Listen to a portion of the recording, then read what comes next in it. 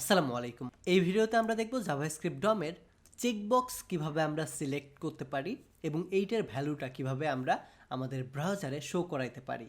তো বেসিক্যালি আজকের এই ভিডিওতেও আমরা প্রজেক্ট করার মাধ্যমে একটা স্মল টাস্ক করার মাধ্যমে আমরা এই জিনিসটা শিখব। তো আজকের এই টিউটোরিয়ালে আমরা দেখব যে এইরকম সিলেক্টেড এরিয়া বা বক্স কিভাবে আমরা তৈরি করতে পারি, অর্থাৎ সিলেক্ট করব, যেটাকে সিলেক্ট করব ঠিক সেই ভ্যালুটা আমাদেরকে কনসোলে বা আমাদের অ্যালার্ট দিয়ে শো করে দেখাবে। সো এই সিম্পল একটা টাস্ক যদি আমরা টেস্ট করি বা আমরা যদি নিজেরা করি, তাহলে একদিকে আমরা যেমন শিখতে পারবো চেকবক্সের ভ্যালু, চেকবক্সকে কিভাবে সিলেক্ট করতে হয় ডমে এবং এটার ডেটা কিভাবে নিতে হয় বা এটার ভ্যালু কিভাবে ধরতে হয় এবং ধরে এটার ভ্যালুকে কিভাবে শো করাইতে হয় ব্রাউজারে, এই বিষয়েও কিন্তু আমরা বিস্তারিত জানতে পারবো সিম্পল এই টাস্কটা করার মাধ্যমে। সো এই কাজটা করার জন্য আমি সরাসরি চলে যাব আমাদের কোড এডিটরে এবং এই জায়গায় গিয়ে আমি একটা লেবেল ট্যাগ নিব এবং এই লেবেলের ভিতরে আমাদের ইনপুট ট্যাগ থাকবে। সো লেবেল, এটার ভিতরে ইনপুট ট্যাগ, ইনপুটের টাইপটা হবে চেকবক্স এবং এইটার একটা নেম হবে, নেমটা আমাদের থাকবে কালার এবং এইটার পরে আমাদের একটা ভ্যালু থাকবে, এই ভ্যালুটা হবে ইউনিক। এই জায়গায় আমরা গ্রিন, ইয়েলো বা যে কালারটা দিব, অর্থাৎ এটা ভ্যালু হচ্ছে একটা নেম, যে নেমটা এই জায়গায় দিব সেটাই আমাদের স্টোর হয়ে থাকবে।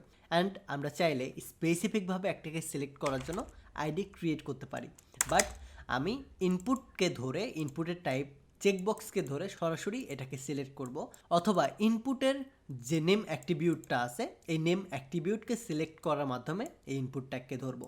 এখন এই ইনপুটের ভ্যালুর পাশাপাশি এই লেভেলের একটা টেক্সট ভ্যালু দিয়ে দেব, এটা হচ্ছে গ্রিন, এবং এই সেম জিনিসটা আমরা বারবার কপি করব।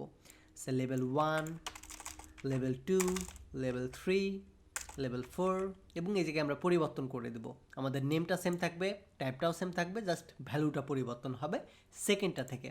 সো এই দ্বিতীয় সেকশন থেকে গ্রিন পরিবর্তন করে স্যার রেড করে দিব, এইটা থেকে পরিবর্তন করব, এই জায়গায় সে রেড কালার করে দিব, এটা অলরেডি আমরা করছি। সো এই জায়গাতে সে আমরা ইয়েলো করে দিব অ্যান্ড এইটার পরে আমরা সে ব্ল্যাক করে দেব।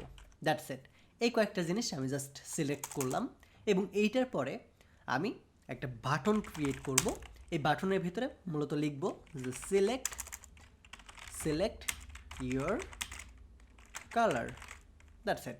এই বাটনে যখন ক্লিক করব, অর্থাৎ কোনো একটা সিলেক্ট করে যখন ক্লিক করব, তখন যে কালারটা আমরা সিলেক্ট করেছি সেই কালারটা আমাদের কনসোলে বা আমাদের অ্যালার্ট দিয়ে শো করে দেখাবে। সো এখন আমরা যে স্ট্রাকচারটা দাঁড় করাইছি এটাকে জাস্ট ওপেন সার্ভারে ওপেন করব এবং এই জায়গায় আমরা দেখতে পাচ্ছি গ্রিন, রেড এবং ইয়েলো এবং ব্ল্যাক চারটা কালার আসছে এবং এই জায়গায় আমাদেরকে একটা বাটন দেখাচ্ছে যেটা সিলেক্ট ইওর কালার বলতেছে। সো এখন এটাকে জাভাস্ক্রিপ্ট ব্যবহার করে আমরা ডাইনামিক করব। সো সবার শুরুতে আমাদের এটাকে সিলেক্টেড করতে হবে।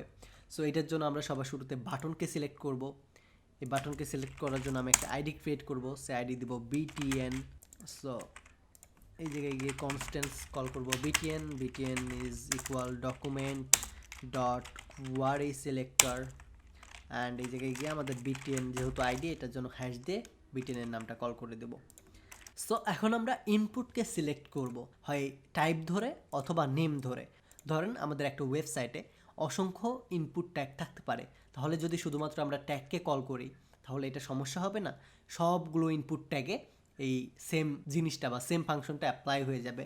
আবার শুধু যদি আমরা চেকবক্সকে সিলেক্ট করি তাহলেও কিন্তু আমাদের এটা সমস্যা হতে পারে। এটার জন্য স্পেসিফিক শুধু কালার সেকশনে যে কাজগুলো করব বা নির্দিষ্ট যে সেকশনে যেটা করব সেই নেমটা দিয়ে আমরা ইনপুটের নেম দিয়ে ইনপুট ট্যাগকে সিলেক্ট করব। সো এই জায়গায় এটার জন্য আমি index.js এ আসবো, দেন প্লেট দিয়ে আমি আর একটা ভেরিয়েবল ডিক্লেয়ার করব, এটার নাম দেবো চেকবক্স এবং ডকুমেন্ট ডট ওয়ারি সিলেক্টর করব অ্যান্ড অবভিয়াসলি এটা থাকবে একটা আইডির নামটা আমরা দিছি কিনা মনে নেই, আইডি থাকবে না, এটা অবভিয়াসলি থাকবে আমাদের document dot query selector all হবে। যদি আমরা এই জায়গায় অল দিই তাহলে আমরা এই জায়গা থেকে আমাদের যে ইনপুট ট্যাগটা আছে এবং ইনপুট ট্যাগের ভিতরে যে নেম নামে যে অ্যাট্রিবিউট আছে এটার ভিতরে যে কালার প্রপার্টি আছে এটাকে আমরা স্পেসিফিকভাবে ধরতে পারবো। দ্যাটস ইট, আমরা স্পেসিফিকভাবে এটাকে ধরে ফেলেছি। অ্যান্ড এই জায়গায় আমাদের সিঙ্গেল কোটেশন দিব আমরা, তা না হলে আমাদের ইরোর দিবে। এই জায়গাতেও সিঙ্গেল কোটেশন অ্যান্ড এটাকে জাস্ট ইন্ট করে দেবো। দ্যাটস ইট, এখন আমাদের আর কোনো ইরোর নাই। অ্যান্ড অলসো আমরা আমাদের এইটার পরে ইনপুট এবং এই জায়গায় বলে দেব এটা চেক হয়েছে কিনা।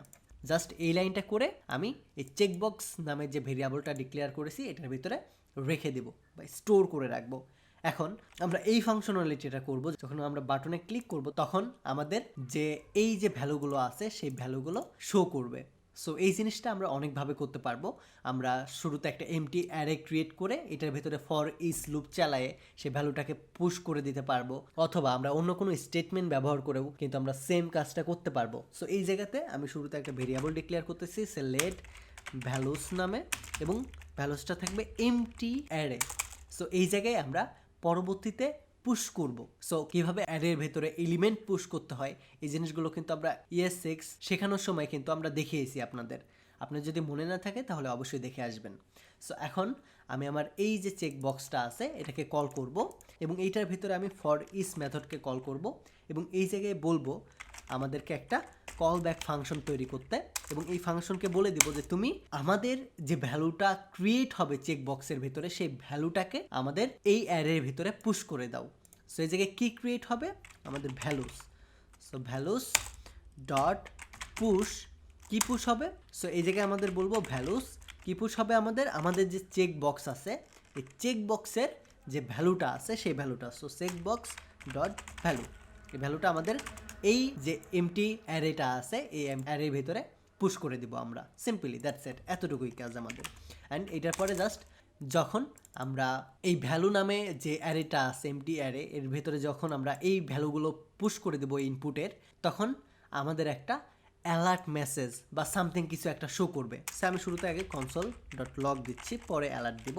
সো এই জায়গায় জাস্ট আমরা এই যে ভ্যালুস নামে যে অ্যারেটা আছে এটাকে জাস্ট বসাই দেব। তাহলে আমাদের এই অ্যারের ভিতরে যে এলিমেন্টগুলো পুশ হবে সেটাকে আমরা আমাদের ব্রাউজারের কনসোলে গিয়ে দেখতে পাবো এটার ভ্যালু। এখন আমাদের কি করতে হবে? এই যে যে চেক বক্সটা তৈরি করেছি এটাকে আমাদেরকে বিটিএনে যে ক্লিক করব তখন হবে এই জিনিসটা বলে দিতে হবে। সো এটার জন্য আমি আরও একটা ইভেন্ট লিসেনার ক্রিয়েট করব। So BTN dot add event listener, এবং এই জায়গায় বলে দেবো যখন বিটিএনকে আমরা ক্লিক করব তখন শুধুমাত্র আমাদের এই জিনিসটা হবে। সো তখন আমাদের এই ইভেন্টটা ফায়ার হবে শুধুমাত্র সেই সময়টাতে। দ্যাটস ইট, এবং এটার ভিতরে পুশ করে দেব। এতটুকু কাজ করলে কিন্তু আমাদের মোটামুটি সব ফাংশনালিটি ক্রিয়েট হয়ে যাবে। এখন শুধুমাত্র আমরা আমাদের ফাইলটা ওপেন করব।